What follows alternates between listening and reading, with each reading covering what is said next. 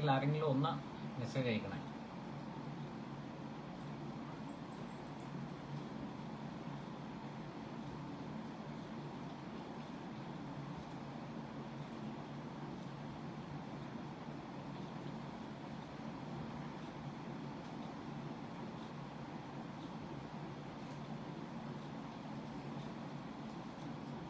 ദിവ്യ അർജുൻ, ഞാൻ ഓഡിബിൾ ആണെങ്കിൽ ഒരു മെസ്സേജ് ഇടും.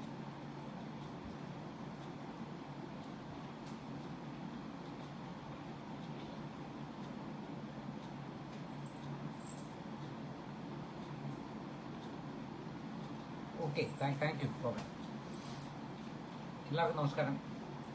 ഞാനിന്ന് ഒരു ലൈവ് വരാൻ കാര്യം, കുറച്ച് ദിവസമായിട്ട് ഓടിക്കൊണ്ടിരിക്കുന്ന ഒരു നാടകം നല്ല പൂർണ്ണമായ സ്ക്രിപ്റ്റോടുകൂടി വളരെ കൃത്യം ഹിന്ദുക്കളുടെ ഇടയിൽ ഒരു ഭിന്നത ഉണ്ടാക്കാനായി, ജാതി പറഞ്ഞ് നമ്മളെ തമ്മിൽ അടിപ്പിക്കാനായിട്ട് വളരെ പ്ലാൻഡായിട്ട് നടക്കുക ഒരു പദ്ധതി. ബേസിക്കായിട്ടത് ആ പദ്ധതി സ്ക്രിപ്റ്റ് ചെയ്തതും നടപ്പാക്കിയതുമെല്ലാം സഹാക്കളാണെങ്കിലും നമുക്ക് തെറ്റു പറഞ്ഞുകൂടാ. നമ്മുടെ ചില ഹിന്ദു ആണെന്ന ഭാവേന നിരീക്ഷകൻ, സഹയാത്രികൻ എന്നൊക്കെ പറഞ്ഞ പല വേഷങ്ങളിൽ വരുന്ന പലരും അറിയാതെയാണ് എന്ന് പറയാൻ പറ്റില്ല, അറിഞ്ഞുകൊണ്ട് തന്നെ ആവണം, കൃത്യമായ അജണ്ടയുടെ ഭാഗം തന്നെ ആവണം. കാരണം നമ്മൾ സന്ദീപ് വാര്യരെ കണ്ട് ശീലിച്ച ഹിന്ദുക്കളാണ്. അപ്പൊ അതുകൊണ്ട് നമുക്ക് ആരെയും ഒന്ന് നമ്പാൻ പറ്റുന്ന ഒരു അവസ്ഥയല്ല ഹിന്ദുവിന് കേരളത്തിൽ പ്രത്യേകിച്ചുള്ളത്. അപ്പൊ അങ്ങനെയുള്ള ചില ആൾക്കാർ വന്ന് ഇത് കൃത്യമായ അവരുടെ ആ സഹാക്കളുടെയും ചുഴാപ്പികളുടെയും സ്ക്രിപ്റ്റ് അനുസരിച്ച് ആടി തകർത്ത് ഇതൊരു വലിയ ജാതി വിഷയമാക്കി മാറ്റി അവരെ വലിയ നവോത്ഥാനം നേടിയ ഒരു മട്ടിലാണ് ഇപ്പൊ കഴിയുന്നത്. അപ്പൊ എന്താണ് ശരിക്കും ഈ കുടമാണിക്യം വിഷയത്തിൽ പലരും പല അഭിപ്രായങ്ങളും പറഞ്ഞു. ദേവസ്വം ബോർഡ്, അത് കുടൽമാണിക്യം ദേവസ്വം ബോർഡ് ഫോം ചെയ്തേക്കുന്ന തന്നെ കുടൽമാണിക്യം ദേവസ്വം ആക്ട് 1971 ആ ഒരു ആക്ട് വെച്ചിട്ടാണ് കുടൽമാണിക്യം ദേവസ്വം ബോർഡ് ഫോം ചെയ്യുന്നത്. അഡ്മിനിസ്ട്രേറ്റർ, ദേവസ്വത്തിന്റെ അഡ്മിനിസ്ട്രേറ്റർ എന്ന് പറഞ്ഞാൽ ഹിന്ദു ആയിരിക്കണം, ഹിന്ദു റിലീജിയൻ പ്രൊഫസ് ചെയ്യുന്ന ജില്ലാ കളക്ടറോ അല്ലെങ്കിൽ തഹസിൽദാറോ ഡെപ്യൂട്ടി കളക്ടറോ ആയിട്ടുള്ള ആരെങ്കിലും ആയിരിക്കണമെന്ന് ഈ ആക്ട് തന്നെ വ്യവസ്ഥ ചെയ്യുന്നുണ്ട്.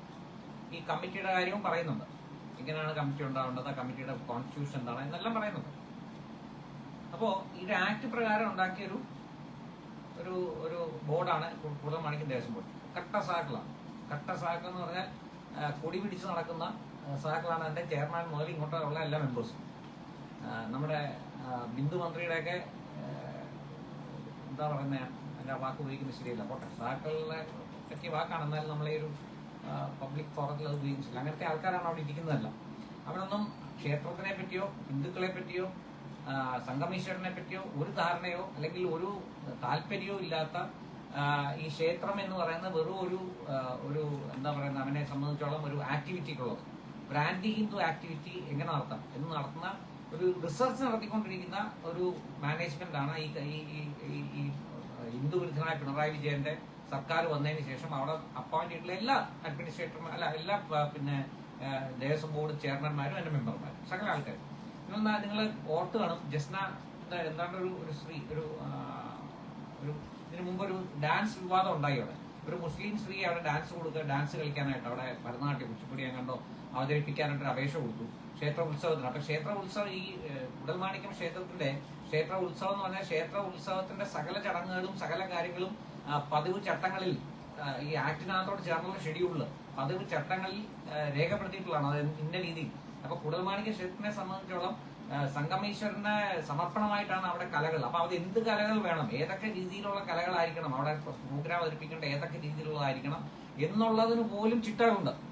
ആ ചിട്ട അനുസരിച്ചിട്ടാണ് അവിടെ ചെയ്യുന്നത്. അപ്പൊ അവിടെ ക്ഷേത്ര കോമ്പൗണ്ടിനുള്ളിൽ ഭഗവാന്റെ സമർപ്പണമായിട്ടാണ് ഈ കാര്യങ്ങളൊക്കെ നടക്കുന്നത്. അപ്പൊ അതുകൊണ്ട് കൃത്യമായ ഈ ആളുകളെ അപേക്ഷ ക്ഷണിക്കുമ്പോൾ ഭഗവാന്റെ മുമ്പിൽ അവതരിപ്പിക്കാനായിട്ടുള്ള ആഗ്രഹത്തിനാണ് അവിടെ ഭക്തർ അവിടെ വന്ന് ഈ ഭരതനാട്യവും കുച്ചിപ്പുടിയും മറ്റേ എല്ലാ കലകളും അവിടെ അവതരിപ്പിക്കുന്നത്. അപ്പോ ഇത് ചെയ്യാനായിട്ട് ആളുകളുടെ അപേക്ഷ ക്ഷണിക്കുമ്പോൾ കൃത്യമായി എഴുതും ഹിന്ദുക്കളായിരിക്കണം, ഹിന്ദു വിശ്വാസമുള്ള കലാകാരന്മാരിൽ നിന്നും അപേക്ഷ ക്ഷണിക്കുന്നു എന്ന് പറഞ്ഞാണ് വിളിക്കുന്നത് തന്നെ. അങ്ങനെ വരുന്ന സമയത്താണ് ഒരു മുസ്ലിം സ്ത്രീ, സഹാത്തിയാണ്, അവള് വന്ന് അപേക്ഷ കൊടുത്തു. അപേക്ഷ കൊടുത്തപ്പോഴത്തേക്ക് ഇതെല്ലാം പ്ലാൻഡ് ആണ്, വളരെ വളരെ വളരെ പ്ലാൻഡ് ആണ്. അപേക്ഷ കൊടുക്കുന്നു, അപേക്ഷ സ്ത്രീയുടെ പേര് ഞാൻ മറന്നു. അപേക്ഷ കൊടുക്കുന്നു, അപേക്ഷ കൊടുത്തത് വന്ന് മൻസിയ എന്ന് പറഞ്ഞാണ് ആ പെണ്ണിന്റെ പേര്. കട്ട സഹാത്തിയാണ്.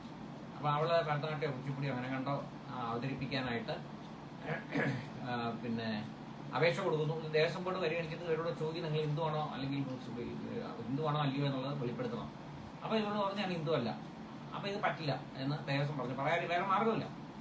അത് കൃത്യമായി വിവാദം ഉണ്ടാക്കി ഇതങ്ങ് കത്തിക്കയറി കഴിഞ്ഞപ്പോൾ നമ്മുടെ ഹിന്ദു ചില നേതാക്കൾ ഇതിനകത്ത് ചാടി വീണിട്ട് പറഞ്ഞു, ഇത് വരൂ ഞങ്ങളുടെ ക്ഷേത്രം, ഞങ്ങൾ നടത്തുന്ന ക്ഷേത്രം, ഞങ്ങളുടെ ക്ഷേത്രം, ഇവിടെ ഈ കമ്മ്യൂണിസ്റ്റുകാർ ഭരിക്കുന്ന ഈ ക്ഷേത്രത്തിൽ ജാതി മത ഭേദം കാണിക്കുന്നു, ഭഗവാനൊന്നുമില്ല, അതാ മറ്റതാ മറിച്ചതാ മഹാത്തുള്ളിയെന്ന് പറഞ്ഞ നവോത്ഥാനം അങ്ങ് ഉറഞ്ഞു തുള്ളി ഞങ്ങളുടെ ക്ഷേത്രങ്ങളിൽ ഒരു മനസ്സിൽ ഞങ്ങൾ ഡാൻസ് കളിപ്പിക്കാം എന്നൊക്കെയായി. അപ്പൊ അങ്ങനെ വന്നപ്പോഴത്തേക്ക് ഈ കമ്മിറ്റിക്കാർ പതുക്കെ മുമ്പോട്ട് വന്നിട്ട് ഒരു പത്രസമ്മേളനം നടത്തിയിട്ട് പറഞ്ഞു, അതെ ഞങ്ങളുടെയും ആഗ്രഹം ഇതാണ്, നമുക്ക് ഈ മതങ്ങളുടെയൊക്കെ ചട്ടക്കൂടുകൾ ഭേദിച്ച് എല്ലാവരും ക്ഷേത്രത്തിൽ കയറുന്ന ഒരു സങ്കല്പമാണ് ഞങ്ങൾക്കുള്ളത്, അതിന് ഞങ്ങളും തയ്യാറാണ്. ഇങ്ങനെയുണ്ട്. അപ്പൊ അപ്പോഴാണ് ഈ ഹിന്ദു നേതാക്കൾക്ക് തലയ്ക്ക് വെളിവ് വന്നു. അതായത് അവിടെ ആർക്കും കയറി ഇറങ്ങാമെന്നുള്ളൊരു ഒരവസ്ഥയിലേക്ക് എത്തുന്നു. അതുകൂടാതെ അവിടെ ഹിസ്റ്ററി കോൺഫറൻസ് നടത്തുന്നു. അതിനകത്ത് നമ്മുടെ സണ്ണി സുനിൽ പി ഇളയിടം എന്ന് പറഞ്ഞ തുടങ്ങിയ സകല ഫ്രോഡ് സഹാക്കള്, മേത്തനെയും ക്രിസ്ത്യാനി സകല ഫ്രോഡ് സഹാക്കളെയും വിളിച്ചിട്ട് അവിടെ കോൺഫറൻസുകൾ നടത്തുക. ഹിസ്റ്ററി കോൺഫറൻസ്, മറ്റേ കുറച്ച് സയൻസ് കോൺഫറൻസ് അമ്പലത്തിനകത്ത്. നാലിന് വേണം അമ്പലത്തിൽ എന്ത് അതിനകത്ത് കാര്യം? കാരണം അമ്പലത്തിന്റെ ആക്ടിവിറ്റീസ് എന്തായിരിക്കണം, ദേവസ്വം ബോർഡിന്റെ കമ്മിറ്റിയുടെ ആക്ടിവിറ്റീസ് എന്ന് പറഞ്ഞാൽ കൃത്യമായിട്ട് പറഞ്ഞു. Duties of the board, duties of the committee, section 10 of the Koodalmanikyam Devaswom act. Section 10 Koodalmanikyam Devaswom ആക്ടിനകത്ത് കൃത്യം പറയുന്നുണ്ട്, subject to the provisions of the act and rules made thereafter, it shall be the duty of the committee, subject to the custom and usage in the temple, to arrange for the proper performance of the rites and ceremonies in the temple and the subordinate temples attached thereto, in accordance with the padiva or scale of expenditure specified in schedule 1. അപ്പൊ പതിവ് അനുസരിച്ചിട്ടുള്ള ക്ഷേത്ര കാര്യങ്ങളിൽ മാത്രമേ സാമ്പത്തികമായി പൈസ മുടക്കാനും അത് നടത്താനും ഈ കമ്മിറ്റിക്ക് അധികാരമുള്ളൂ. വേറെ അവിടെ ഒരു ആക്ടിവിറ്റിയും പറ്റത്തില്ല. അതിനെപ്പറ്റിയുള്ള കേസ് കോടതി പെൻഡിംഗ് ആണ്. കോടതി വളരെ നിശ്ചിതമായി വിമർശിച്ചു. നിങ്ങൾക്ക് എന്തോ കാര്യം, ദേവസ്വം ബോർഡിന് എന്ത് ഇതിനകത്ത് കൂടൽമാണിക്യം ദേവസ്വം ബോർഡ് എന്താണ് ഈ ഹിസ്റ്ററി കോൺഫറൻസ് മറ്റേ മറിച്ച് നടത്തി സഹാക്കളെ ഈ സുൽപ്പിടോ അങ്ങനത്തെ ഉള്ള ഫ്രോഡുകളെയൊക്കെ വിളിച്ച് അമ്പലത്തിൽ കയറ്റാനൊക്കെ നിങ്ങൾക്ക് എന്താ കാര്യം എന്ന് ചോദിച്ച ആ പരുവത്തിൽ ഫൈനൽ ഹിയറിംഗിന്റെ സ്റ്റേജിൽ ഇരിക്കുകയാണ് ആ കേസ്. അപ്പോഴാണ് ഈ വിവാദം ഉണ്ടാവുന്നത്. ഇതാണ് ഈ സഹാക്കൾ ഭരിക്കുന്ന ഈ ദേവസ്വം ബോർഡാണെന്ന് ആലോചിക്കണം. ഇതാണ് അവിടെ നടന്നുകൊണ്ടിരിക്കുന്നത്, നിങ്ങൾ ആലോചിക്കണം. ഇതാണ് സിറ്റുവേഷൻ. ഈ സിറ്റുവേഷനിലാണ് നമ്മുടെ ഈ വിവാദം ഉണ്ടാകുന്നത്. അപ്പൊ നിങ്ങൾ ഈ വിവാദം ഉണ്ടാകുമ്പോൾ നിങ്ങൾക്കറിയാം, ഒരു കഴകം എന്ന് പറഞ്ഞാൽ അമ്പലത്തിനകത്ത് ജോലി ചെയ്യുന്ന മാല കെട്ടുക തുടങ്ങിയ ജോലി ചെയ്യുന്ന ഇതാണ് കഴകം. ഈ ഒരു കഴകത്തിനെ അപ്പോയിന്റ് ചെയ്യാനായിട്ട് ദേവസ്വം ബോർഡ് തീരുമാനിക്കുന്നു. അവിടെ കഴകം ഉണ്ട് എന്ന് ആലോചിക്കണം. അവിടെ കഴകത്തിന്റെ പരിപാടി എന്ന് പറഞ്ഞാൽ, കഴകം എന്ന് പറഞ്ഞാല് അവിടെ കൃത്യമായിട്ട് കാരാഴ്മയാണ്. കാരാഴ്മ എന്ന് പറഞ്ഞാൽ 12 കുടുംബങ്ങൾക്ക് അവകാശമുണ്ട്. കാരാഴ്മ അത് ഈ കാരാഴ്മ അവകാശമൊക്കെ പ്രത്യേക ആക്ട് അനുസരിച്ച് റൂൾസ് അനുസരിച്ച് പറയുന്നുണ്ട്. എന്താണ് കാരാഴ്മ അവകാശം എങ്ങനെയാണ് എന്നെല്ലാം കൃത്യമായിട്ട് ഡിഫൈൻ ചെയ്തിട്ടുണ്ട്. അതിനനുസരിച്ചാണ് എല്ലാ ക്ഷേത്രങ്ങളിലും കാരാഴ്മ അവകാശം, ഊരാഴ്മ അവകാശമുള്ള ക്ഷേത്രങ്ങളുണ്ട്. ആ ക്ഷേത്രങ്ങളിലെല്ലാം അത് അങ്ങനെ തന്നെ തുടരും എന്ന് വ്യക്തമായ ധാരണയോടുകൂടിയാണ് പ്രൊക്ലമേഷൻ അനുസരിച്ച് ദേവസ്വം ബോർഡുകളൊക്കെ ഉണ്ടായത്. ക്ഷേത്രങ്ങളെല്ലാം സർക്കാരിന് ഹാൻഡ് ഓവർ ചെയ്തത്, മഹാരാജാക്കന്മാർ ഹാൻഡ് ഓവർ ചെയ്തതെല്ലാം വ്യക്തമായ ധാരണയോടുകൂടിയാണ്, എഴുതവയ്ക്കപ്പെട്ട ധാരണയോടുകൂടിയാണ്. അതുകൊണ്ട് കാരാഴ്മ അവകാശം ഒരു കാരണവശാലും എടുത്തു കളയാൻ പറ്റില്ല. അല്ലെങ്കിൽ ഒരു നിയമം കൊണ്ടുവരണം, ആ നിയമത്തിനെ ചലഞ്ച് ചെയ്യാൻ അവകാശമുണ്ട്. ഇപ്പൊ കാരാഴ്മ ഊരാഴ്മ അവകാശം, ഇപ്പൊ ഊരാഴ്മ അവകാശമാണ് നിങ്ങൾക്ക് ഏറ്റവും എടുത്ത് നമുക്ക് അറിയാവുന്ന കാര്യം എന്ന് വെച്ചാൽ പത്മനാഭസ്വാമി ക്ഷേത്രത്തിലെ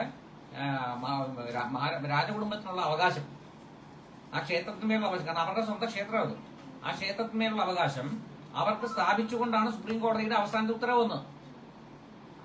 പക്ഷേ ആ ഉത്തരവിനകത്ത് മഹാരാജ തമ്പുരാട്ടി തിരുവിതാംകൂർ കൊട്ടാരത്തിൽ തമ്പുരാട്ടി കോടതിയിൽ പറഞ്ഞു, ഞങ്ങൾക്ക് ഒരു കമ്മിറ്റി വേണം, കോടതി ഒരു കമ്മിറ്റി ഉണ്ടാക്കി തരണം, ഞങ്ങൾക്ക് ഒറ്റയ്ക്ക് ഭരിക്കാൻ ആരും നിർബന്ധവുമില്ല, ഞങ്ങൾ തയ്യാറാണ്, ഒരു ഗവൺമെന്റും ഒക്കെ ഇൻക്ലൂഡ് ചെയ്യുന്ന ഒരു കമ്മിറ്റി ഭരിക്കട്ടെ, ഞങ്ങൾക്ക് ഒരു വിരോധമില്ല.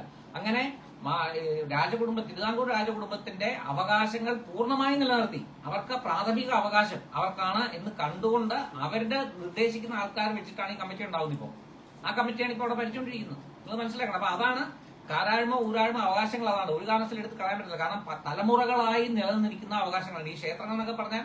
ഇന്നത്തെ മാതിരി സർക്കാർ നമ്മുടെ മതേതര ഇന്ദിരാഗാന്ധി കൊണ്ടുവന്ന അമെന്റ്മെന്റിൽ കൂടെ, കോൺസ്റ്റിറ്റ്യൂഷൻ അമെന്റ്മെന്റിൽ കൊണ്ടുവന്ന മതേതര സർക്കാരല്ല പണ്ടത്തേത്. തിരുവിതാംകൂർ ആണെങ്കിലും കൊച്ചിയാണെങ്കിലും മലബാറാണെങ്കിലും എല്ലാം ഹിന്ദു സർക്കാരുകളാണ്. ഹിന്ദു ഭരണമായിരുന്നു ഹിന്ദു പിന്നെ രാജ്യങ്ങളുമായിരുന്നു.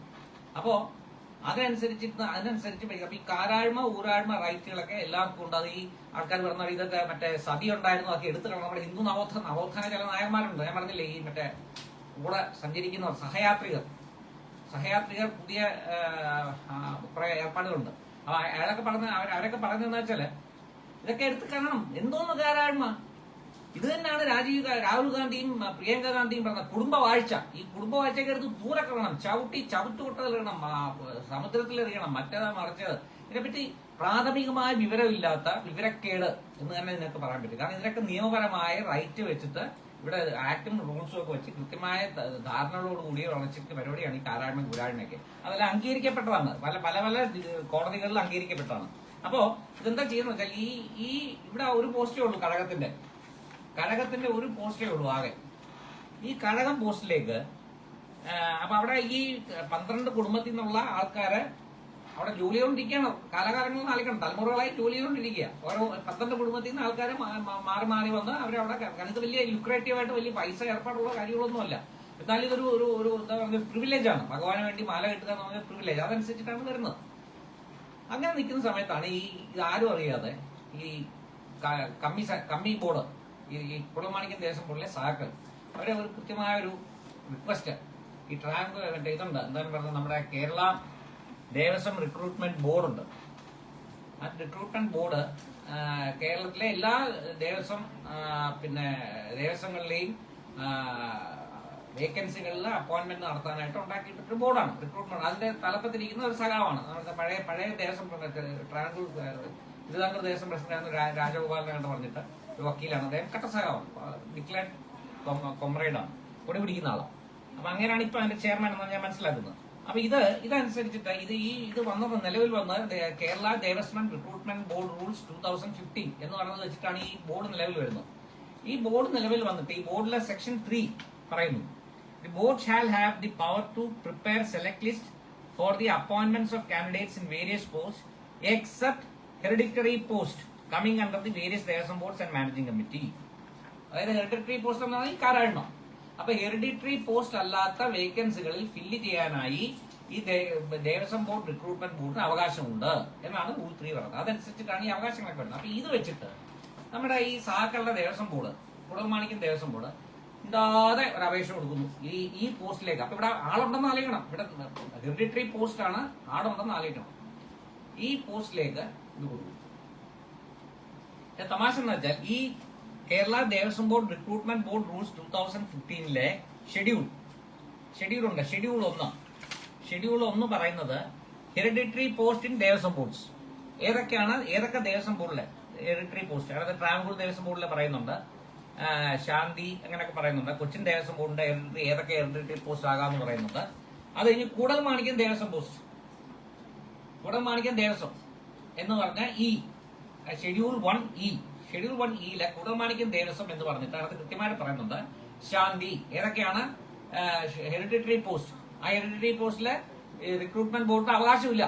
കാരണം ഓൾറെഡി അവിടെ ആ കുടുംബങ്ങളിൽ നിന്നാണ് അവിടെ ആളൊന്നും ജോലി ചെയ്യേണ്ടത്. അതിനകത്ത് വെളിയുന്ന ഒരാളെ അപ്പോയിന്റ് ചെയ്യാനായിട്ട് യാതൊരു അവകാശം ദേവസ്വം ബോർഡിനും ഇല്ല, ദേവസ്വം റിക്രൂട്ട്മെന്റ് ബോർഡിനും ഇല്ല. അപ്പൊ അതിനകത്ത് പറഞ്ഞ നെയിം ഓഫ് പോസ്റ്റ് ഏതൊക്കെയാണല്ലോ, ശാന്തി ബ്രാക്കറ്റിൽ കാരായ്മ, കഴകമാണ് നമ്മുടെ പ്രശ്നം, കാരായ്മ, സംബന്ധി കാരായ്മ, ടെമ്പിൾ സ്വീപ്പേഴ്സ് അടിച്ചുതളി, അതും അവിടെ അടിച്ചുതളിയും അവിടെ ഹെറിഡിറ്ററി ആണ്, വാറ്റിക്കാർ, ശംഖുവിളി and such other employees doing similar work in temples. ഇത്രയും കാരാഴ്മയാണ് കൂടൽമാണിക്യം ദേവസ്വത്തിൽ. അത് അതിനകത്ത് ദേവസ്വം ബോർഡിന് വേറെ ആളെ അപ്പോയിന്റ് ചെയ്യാൻ യാതൊരു അവകാശവും.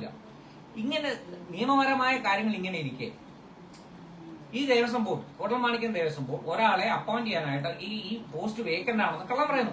വേക്കൻസി ഇല്ലാത്ത റിക്രൂട്ട്മെന്റ് ബോർഡിന് യാതൊരു കാര്യമില്ല. ഈ വേക്കൻസി ഉണ്ട്, ഇവിടെ ഒരു വേക്കൻസി ഉണ്ട്, ഈ വേക്കൻസിയിലേക്ക് ഒരാളെ വേണം എന്ന് പറഞ്ഞിട്ട് റിക്രൂട്ട്മെന്റ് ബോർഡിലേക്ക് അപേക്ഷ കൊടുക്കുന്നു. അങ്ങനെ ഫയലുകൾ നീങ്ങുന്നു. അങ്ങനെ ഈ ബാലു എന്ന് പറയുന്ന ഒരാളെ അപ്പോയിന്റ് ചെയ്യുന്നു. ബാലു അപ്പോയിന്റ് ചെയ്ത് ഫെബ്രുവരി മാസം 24 തീയതിയാണ് ഇദ്ദേഹത്തിന് അപ്പോയിന്റ്മെന്റ് ഓർഡർ ലഭിച്ച് അദ്ദേഹം ക്ഷേത്രത്തിൽ വരുന്നത്. അപ്പോഴാണ് ഈ തന്ത്രിമാരൊക്കെ എല്ലാവരും അറിയുന്നത് തന്നെ ഇങ്ങനൊരു സംഭവം നടക്കുന്നത്. കാരണം അവിടെ ആള് ഓൾറെഡി കഴകത്തിന് പൂമാല കെട്ടി അവിടെ ജോലി ചെയ്തുകൊണ്ടിരിക്കുന്നു. അപ്പൊ ഒരാള് വരുന്നു, ഞാനാണ് കഴകം. ഓ, അങ്ങനെ ആയിക്കോട്ടെ. കാരണം വെച്ചാൽ അഡ്മിനിസ്ട്രേറ്റർ പറയുന്നു ഇദ്ദേഹമാണ് ഇനി മുതൽ കഴകം. പേരൊക്കെ അന്താളിച്ചു. എന്താ സംഭവം ആർക്കും മനസ്സിലാണല്ലോ എന്താ സംഭവം എന്നുള്ളത്. പെട്ടെന്ന് ഒരാൾ വെളിയിൽ നിന്ന് വന്നിട്ട് ഒരു ബാലു വന്നിട്ട് പറയുന്നു ഇതാണ് കഴകം. അപ്പൊ ആരും ചോദിച്ചില്ല നിന്റെ ജാതി ഏതാണെന്നും ആരോടെ ചോദിച്ചില്ല. ഈ ബാലു എന്ന് പറഞ്ഞാൽ ആർക്കും അങ്ങനെ പരാതിയില്ല. ആരോടെ ജാതിയുടെ സംസ്ഥാന അമ്പലത്തിനകത്തോ ദേവസ്വം എംപ്ലോയീസിന്റെ ഇടയിലോ തന്ത്രിമാരും പിന്നെ ബാലുവുമായിട്ടോ പിന്നെ തന്ത്രി അല്ലെങ്കിൽ ശാന്തിമാരും ബാലുവുമായിട്ടോ അങ്ങനെ ഒരു കോൺവെർസേഷൻ ഉണ്ടായിട്ടില്ല. അവരുടെ ജാതി ആരും ചോദിച്ചിട്ടില്ല, പറഞ്ഞിട്ടില്ല. അവിടെ ജാതി സംസാരം ഉണ്ടായിട്ടില്ല ക്ഷേത്രത്തിൽ. ബാലുവിനും അങ്ങനെ ഒരു കേസില്ല. ബാലു 24/2/2025 മുതൽ 6/3/2025 വരെ കഴകമായി അവിടെ ജോലി ചെയ്യുന്നു. ആലോചിക്കണം. കാരണം ഇപ്പൊ ദേവസ്വം അഡ്മിനിസ്ട്രേറ്റർ വന്നിട്ട് അവിടെ കഴകം ജോലി ചെയ്യുന്നവരോട് പറയുക നമുക്കോ ഇനി വേറെ ആളാ വന്നേക്കുന്നത്, ഞങ്ങൾ വേറെ ആളെ വെച്ചു കാണില്ല എന്ന് പറയുമ്പോൾ അവരൊന്നും നിയമം അറിയാവുന്നവരില്ല. അവർക്ക് അറിയാവുന്ന ആകെ എന്താണ്, ഞങ്ങള് ഈ താരാഴ്മയായിട്ട് ഞങ്ങളുടെ കുടുംബ അവകാശമായി ഞങ്ങൾ ചെയ്തുകൊണ്ടിരിക്കുകയാണ്. അപ്പോൾ ഞങ്ങൾ ചെയ്യും. നമ്മൾ രാവിലെ ചെല്ലാൻ ചെന്നപ്പോഴത്തേക്ക് ഒരു പുതിയ ആൾ വരുന്നു. പുതിയ ആൾ ഇനിമോൽ ഇദ്ദേഹമാണ് എന്ന് അഡ്മിനിസ്ട്രേറ്റർ പറഞ്ഞാൽ ഇവർ അന്താളിച്ചു പോയി. അവർ ഇമ്മീഡിയറ്റ്ലി അവർ വീട്ടിൽ പോയി എല്ലാം അന്വേഷിച്ച് കഴിഞ്ഞപ്പോഴത്തേക്ക് അവരോട് നിയമപരമായി നിങ്ങൾക്ക് ഇത് അവകാശമുള്ളതാണ്, വേറെ ആളോട് അപ്പോയിന്റ് ചെയ്യാൻ പറ്റില്ല എന്ന് പറഞ്ഞ് അവർ നേരെ കോടതിയിൽ പോകും. അപ്പൊ കോടതിയിൽ പോകുന്ന സമയത്താണ് ഈ കോടതിയിൽ കേസ് നടക്കുന്ന കാലാവധിയാണ് 24/2/2025 മുതൽ 6/3/2025 വരെ. മാർച്ച് മാസം, ഈ മാസം 6-ാം തീയതി വരെ ഈ മനുഷ്യൻ അടവർക്ക് ചെയ്തു. ബാലു ആർക്കും വിരോധമില്ല. അദ്ദേഹം കെട്ടിയ പൂ തന്നെയാണ് ഭഗവാൻ ചാർത്തിയത്. ഭഗവാൻ ഒരു ചൊറിച്ചിലും ഉണ്ടായില്ല. സംഗമേശ്വരന് ചൊറിച്ചിലുണ്ടാകുന്നു എന്നൊക്കെയായിരുന്നു വളരെ പഠിച്ചത്. കാരണം വെച്ചാൽ കീഴ്ജാതി ഈഴവജാതിപ്പെട്ട ഒരാൾ മാല കെട്ടി ഭഗവാന് സമർപ്പിച്ചാൽ സംഗമേശ്വരന് ചൊറിച്ചിലുണ്ടായി. അങ്ങനെ തന്ത്രിമാർ പൊട്ടിത്തെറിച്ചു. തന്ത്രിമാർ ഈഴവൻ കെട്ടിയ മാല സമർപ്പിക്കാൻ തയ്യാറല്ല എന്ന് ശാന്തിമാർ സ്റ്റാൻഡ് എടുത്തു. ഇങ്ങനെ തുടങ്ങിയ അബദ്ധജടിതമായ കള്ളത്തരങ്ങൾ, നട്ടാൽ മുളയ്ക്കാത്ത കള്ളത്തരങ്ങൾ. ഒരേ ഒരു ഉദ്ദേശം, നമ്മളെ ഹിന്ദുക്കളെ ജാതി തിരിച്ചടിപ്പിക്കുക. ഇത് മാത്രം. ഹിന്ദു ഒരുമിക്കുന്ന ഒരു തരത്തിലും അങ്ങോട്ട് പറ്റുന്നില്ല, ശരിയാവുന്നില്ല. അങ്ങനെയാണ് ഈ പ്രശ്നം ഉണ്ടാകുന്നത്. നിങ്ങളൊന്ന് ആലോചിച്ച് നോക്കൂ, എന്ത് മോശമായിട്ടുള്ള കാര്യങ്ങൾ നടന്നു. അവിടെ ഒരു കാരണവശാലും പിന്നെ ഇവരുടെ എന്താ പറയുന്നത് തന്ത്രിമാർ അയച്ച എഴുത്തിലോ അവരുടെ കംപ്ലൈന്റിലോ ഒരു സ്ഥലത്തും ജാതി എന്നൊരു വാക്ക് അവിടെ ഉപയോഗിച്ചിട്ടേ ഇല്ല. ഈ മനുഷ്യന്റെ ജാതി നോക്കാതെ ഈ ബാലു എന്ന മനുഷ്യൻ ഏകദേശം 24/2 അതായത് 10-12 ദിവസം അവിടെ ജോലി ചെയ്തു കഴകമായിട്ട്. കാരണം മറ്റേയാൾ പുറത്തേക്ക് പോയി, മറ്റേയാളെ പുറത്തിറക്കി വിട്ടു ഇവര്. പിന്നെ കോടതി ചെന്ന് കഴിഞ്ഞപ്പോൾ ഇത് പ്രശ്നമായി. കോടതി ചോദിക്കുന്നത് ഇതെങ്ങനെ പറ്റുന്ന ഇത് കാരാഴ്മയാണല്ലോ. കാരാഴ്മ അവകാശമുള്ള സ്ഥലത്ത്, ഹെറിഡിറ്ററി പോസ്റ്റ് ഉള്ള സ്ഥലത്ത് കേരള പിന്നെ ദേവസ്വം റിക്രൂട്ട്മെന്റ് ബോർഡിന് എന്താ അവകാശം ആളെ അപ്പോയിന്റ് ചെയ്യാൻ എന്ന് ചോദിച്ചപ്പോഴാണ് കാര്യങ്ങൾ കുറഞ്ഞത്.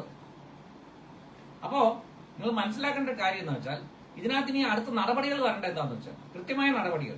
കാരണം ഈ നിങ്ങളെല്ലാം കണ്ടതാണ്, ടിവിയിലും പിന്നെ പത്രപ്രസ്ഥാനങ്ങളും മൊത്തം കണ്ടതാണ്. ഈ ദേവസ്വം ബോർഡിലെ സഖാക്കൾ ഒന്നൊന്നായി നമ്മുടെയൊക്കെ മുമ്പിൽ വന്നിട്ട് ജാതി പറഞ്ഞ അവിടെ പ്രശ്നങ്ങൾ ഉണ്ടായി എന്ന് നമ്മളെ തെറ്റിദ്ധരിപ്പിച്ച പ്രസ്താവനകൾ ഇറക്കി സമൂഹത്തിൽ സ്പർദ്ധ ഉണ്ടാക്കാൻ ശ്രമിച്ച ആൾക്കാരാണിവർ. ഈ ആൾക്കാര് ഒരു കാരണവശാലും അവിടെ ദേവസ്വം ബോർഡ് അംഗങ്ങളായിരിക്കാൻ അർഹതയില്ലാത്തവരാണ്. നിങ്ങൾ മനസ്സിലാക്കേണ്ട കാര്യം എന്ന് വെച്ചാൽ കൂടൽമാണിക്യം ദേവസ്വം ആക്ടിനകത്ത് ഈ ദേവസ്വം ബോർഡിനെ പിരിച്ചുവിടാനും കൂടെ ഒരു വകുപ്പുണ്ട് എന്ന് നിങ്ങൾ മനസ്സിലാക്കണം. സെക്ഷൻ 6 പറയുന്നത് dissolution and superposition of committee. ഈ കമ്മിറ്റിക്കുള്ള അധികാരങ്ങൾ ദുർവിനിയോഗം ചെയ്യുകയോ ക്ഷേത്ര ദേവസ്വത്തിന് ഇൻട്രസ്റ്റിനെതിരായിട്ട് പ്രവർത്തിക്കുകയോ ചെയ്താൽ ചവിട്ടി പുറത്താക്കാനുള്ള വകുപ്പുണ്ട്. കരുതിയിരുന്നോ സഹാക്കളെ? ഈ ദേവസ്വം ബോർഡിലെ സഹാക്കളോടെ ഞാൻ പറയുന്നു, നിങ്ങളുടെ ഒന്ന് ഈ പൊറാട്ട് നാടകം ഹിന്ദുവിന്റെ നെഞ്ചത്തേക്ക് വേണ്ട, അത് കയ്യിൽ വെച്ചാൽ മതി. കൃത്യമായ നിയമ നടപടികളുമായി ഞങ്ങൾ മുമ്പോട്ട് പോവാണ്, വളരെ കൃത്യമായിട്ടുള്ള. ഇനി മേലാൽ ഇങ്ങനത്തെ ഒരു അഭ്യാസം ഹിന്ദു സമാജത്തിനിടയിൽ നടക്കാൻ പാടില്ല. ഇല്ലാത്ത ജാതി ഉണ്ടാക്കി, ഇല്ലാത്ത ജാതി സ്പർദ്ധ ഉണ്ടാക്കി ഹിന്ദുക്കളെ തമ്മിലടിപ്പിക്കുന്ന ഈ പരിപാടി ഇല്ലാത്തൊരു പോസ്റ്റിലേക്ക്, ഹെറിഡിറ്ററി പോസ്റ്റ് ആണെന്ന് സെക്ഷനിലും ആക്ടിലും എല്ലാം എഴുതി വെച്ചേക്കുന്ന ഒരു ഹെറിഡിറ്ററി പോസ്റ്റിലേക്ക്. അതിന്റെ വേറൊരു കാര്യം പറഞ്ഞു, 2 മാസത്തേക്കേ ഇവർക്ക് അവകാശമുള്ളൂ എന്ന്. ഇത് എവിടുന്ന് കിട്ടിയെന്ന് എനിക്കറിയില്ല. 2 മാസത്തേക്ക് കാരണം ഇയാൾക്ക് ഈ ബാലുവിന് കൊടുത്ത പോസ്റ്റിംഗ് 10 മാസത്തേക്ക് ജോലി ചെയ്യാനാണ് കഴകമായിട്ട്. ഒരു വർഷം 10 മാസം ജോലി ചെയ്യണം, ബാക്കി 2 മാസം വേറെ എവിടെയെങ്കിലും ജോലി ചെയ്യും. അപ്പൊ ഈ അപ്പോയിന്റ്മെന്റ് തന്നെ തട്ടിപ്പാണ്. ഈ ബാലു എന്ന വ്യക്തിക്ക് കിട്ടിയ അപ്പോയിന്റ്മെന്റ്. കാരണം അപ്പോയിന്റ്മെന്റ് ഈ റിക്രൂട്ട്മെന്റ് പ്രൊസീജിയർ ഇനിഷ്യേറ്റ് ചെയ്തിരിക്കുന്നത് തന്നെ കൂടൽമാണിക്യം ദേവസ്വത്തിന്റെ റിക്വസ്റ്റിലാണ്. സംശയമില്ലല്ലോ, അതിന്റെ റെക്കോർഡ്സ് ഒക്കെ ഉണ്ട്. കൂടൽമാണിക്യം ദേവസ്വം റിക്രൂട്ട്മെന്റ് ബോർഡിന് അപേക്ഷിക്കുകയാണ്, ഞങ്ങളുടെ അവിടെ ഒരു പോസ്റ്റ് ഉണ്ട്, ആ പോസ്റ്റിലേക്ക് ഒരാളെ അപ്പോയിന്റ് ചെയ്യണം എന്ന് പറഞ്ഞിട്ടാണ് ഈ റിക്രൂട്ട്മെന്റ് ബോർഡ് ഈ പ്രൊസീജിയർ പ്രോസസ് എല്ലാം ആരംഭിക്കുന്നത്. ഫയൽ ഓപ്പൺ ചെയ്ത് പ്രോസസ് ആരംഭിച്ച് അപേക്ഷ ക്ഷണിച്ച് ഇന്റർവ്യൂ നടത്തി സെലക്ഷൻ പ്രോസസ് നടത്തി എല്ലാം കഴിഞ്ഞിട്ട് ഒരാളെ അപ്പോയിന്റ് ചെയ്ത് ദേവസ്വത്തിലേക്ക് അയക്കുന്നത്. നിങ്ങൾക്ക് ഒരാളെ തന്നിട്ടുണ്ട്. അപ്പൊ ഈ അപ്പോയിന്റ്മെന്റ് വന്നിരിക്കുന്നത്, ഈ സെലക്ഷൻ പ്രോസസ് സ്റ്റാർട്ട് ചെയ്തിരിക്കുന്നത് കഴകം കൂടൽമാണിക്യം ദേവസ്വം ബോർഡിലെ കഴകം പോസ്റ്റിലേക്കാണ്. ആ പോസ്റ്റ് ദേവസ്വം റിക്രൂട്ട്മെന്റ് ബോർഡിന് അപ്പോയിന്റ്മെന്റ് ആയി തുറന്നു കിടക്കുന്ന ഒരു പോസ്റ്റ് അല്ല. അങ്ങനെ ഒരു പോസ്റ്റ് നിലവിലില്ല അപ്പോയിന്റ്മെന്റിന്. കാരണം അത് ഹെറിഡിറ്ററി പോസ്റ്റ് ആണ്, ആ കുടുംബക്കാർക്കാണ് അവിടെ 12 കുടുംബക്കാർ. അപ്പൊ ഈ ബാലുവിന്റെ അപ്പോയിന്റ്മെന്റ് തന്നെ ഇല്ലീഗലാണ്, നിയമവിരുദ്ധമാണ്.